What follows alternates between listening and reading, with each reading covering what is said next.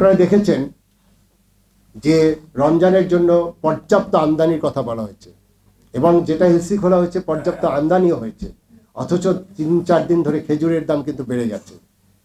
আমাদের খেজুরের ডিউটি কমানো হয়েছে যথেষ্ট আগে, 2 মাস 2.5 মাস আগে কমানো হয়েছে, সেটা রিফ্লেকশন হয়নি। সরকার একদিকে রেভিনিউ লস করছে, অথচ এবারে অনেকেই আমদানি করছে, কিন্তু বড় 5টা আমদানিকারক যারা 70 থেকে 80% আমদানি করে, তাদের গোডাউনে যে খেজুরগুলো মজুত করে তারা সাপ্লাই চেনকে সীমিত করে বাজারটাকে অস্থির করে দেওয়া হচ্ছে। সেখানে আমরা দেখতে চাই এই সরকারের কাছে যে স্পেশাল পাওয়ার অ্যাক্ট আছে, এটি একটি কঠিন আইন এবং মজুতদারের বিরুদ্ধে সেই আইন করা হয়েছিল, আমরা সেই আইনের প্রয়োগ দেখতে চাই। ওই ব্যবসায়ীদের, যে ব্যবসায়ীরা মজুত করে বাজারের সাপ্লাই চেনটা ডিস্টার্ব করে আপনারা এটা বাড়িয়ে দিয়েছে। এরপরে বিপণন ব্যবস্থায় প্রতিটা ধাপে আমরা বিসিসির সাথে বসেছি, আমরা বিভিন্ন ব্যবসায়ী সংগঠনের সাথে আমরা বিভিন্ন সময় বসেছি।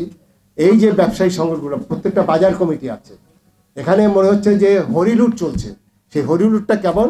সেটি হলো ওই যে আমদানিকারক তিনি যখন 10 টাকা বাড়িয়ে দিচ্ছে, এরপরে এটি যে আড়তে গিয়ে আপনার এটা 20 টাকা বেড়ে যাচ্ছে, পাইকারি থেকে এটা 30 টাকা বেড়ে যাচ্ছে, খুচরায় গিয়ে এটা 50 টাকা বেড়ে যাচ্ছে।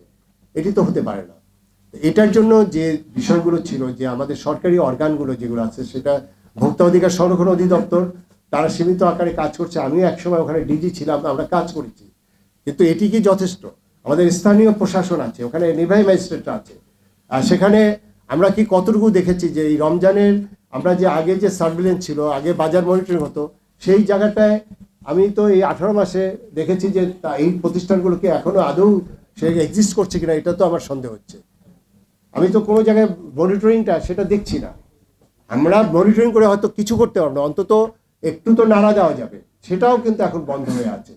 এই কারণে আমি বলতে চাচ্ছি যে আমাদের টোটাল খাদ্য উৎপাদন থেকে শুরু করে আমাদের বিপণন ব্যবস্থা এবং সেই ব্যবসায়ীরা যারা রমজানের পবিত্রতা, যেখানে সারা বিশ্বে এবং নন মুসলিম দেশে সেখানে তারা অফার দেয় যে সাশ্রয়ী মূল্যে তারা পণ্য দেয়, আর 11 মাসের ব্যবসার জন্য আমাদের কতিপয় ব্যবসায়ীরা টার্গেট করে যে এই রমজানেই তাদের সারা বছরের লাভটা উঠাতে হবে। এটি কোন দেশে আমরা আছি? আমরা হয়তো দেখবেন যে এখন তারাবির নামাজে আপনার জায়গা হবে না, আমাদের ইফতারির সময় দেখবেন যে সারা রাস্তায় আপনার ফুটপাতে আপনার ইফতারি বিক্রি হচ্ছে, এবং সেই আপনার এই যে ভাজা পোড়া, আমাদের তো চক বাজার হলো এখন তো ওয়ার্ল্ডের বিখ্যাত হয়ে গেছে, কি বড় বাপের পোলাই খায় যে বলে। এবং আমিও একদিন ওটা কিনে আমার কাছে মনে হচ্ছে এটা তো খাদ্য না, এটা অখাদ্য, কিন্তু ওটার জন্য দেখবেন আপনাদের মিডিয়া আপনারাই এটাকে প্রমোট করছেন। এই জন্য আমি বলছি যে এটা সমাজের প্রত্যেকটা মানুষের দায়িত্ব। আপনার বাসায় শিশুটা আছে, আপনি কি বুকে হাত দিয়ে বলতে পারবেন শিশুটার মুখে যে খাবারটা দিচ্ছেন এটি